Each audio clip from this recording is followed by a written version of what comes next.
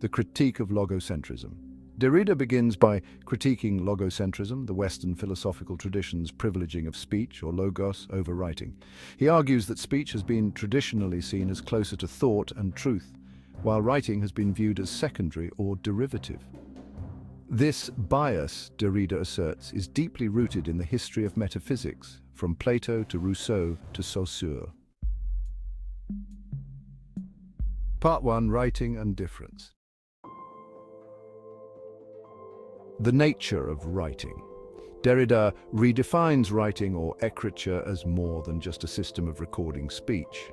He expands the concept to include all systems of signs, suggesting that writing is foundational to language itself and precedes speech.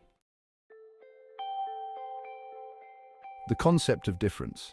Derrida introduces the concept of difference, a play on the French words différer, meaning both to differ and to defer. He argues that meaning is never fixed but constantly deferred through a chain of signifiers.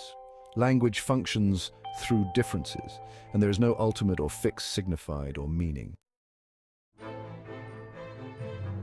The deconstruction of the sign Derrida challenges Ferdinand de Saussure's structuralist notion of the sign, which consists of the signifier, the word, and the signified, the concept it represents. He argues that the relationship between signifier and signified is unstable and that the signified is always already mediated by other signs. Part 2. Rousseau and the question of writing. Derrida dedicates a significant portion of the book to a close reading of Jean-Jacques Rousseau's essay on the origin of languages. Rousseau's work illustrates the traditional hierarchy between speech and writing, where speech is natural and pure, and writing is seen as artificial and corrupting. Rousseau's contradictions. Derrida deconstructs Rousseau's arguments, showing that Rousseau unwittingly undermines his own claims. For example, Rousseau acknowledges that writing can preserve speech and ideas, which contradicts his view of writing as inferior. Supplementarity. Derrida introduces the concept of the supplement.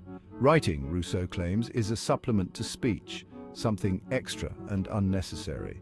However, Derrida argues that the supplement is essential because it fills a gap in the primary system, which is speech.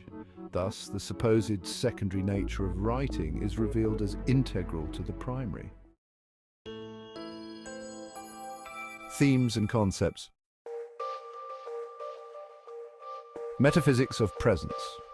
Derrida critiques the Western tradition's emphasis on presence, the idea that truth, meaning, and reality are directly accessible and fully present in speech or thought.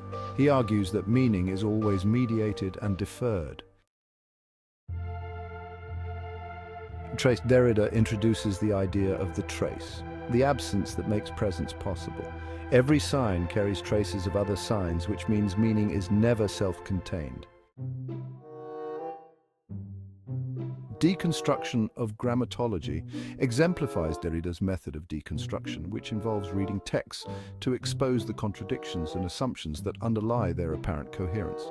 Deconstruction reveals how texts depend on the very binaries they seek to privilege, such as speech and writing, or presence and absence. Phonocentrism.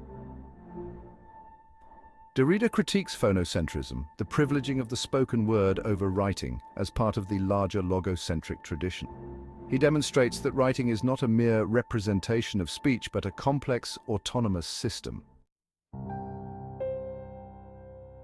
Conclusion, the end of the book and the beginning of writing. Derrida concludes by reflecting on the implications of his critique for philosophy and literature.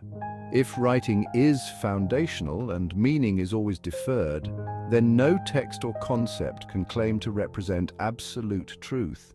This destabilizes traditional notions of authorship, authority, and interpretation. Legacy and impact. Of Grammatology is a foundational text in post-structuralism, and has had a profound influence on literary theory, philosophy, cultural studies, and beyond. Derrida's ideas challenge readers to rethink assumptions about language, meaning, and interpretation, offering a framework for critically engaging with texts and ideas.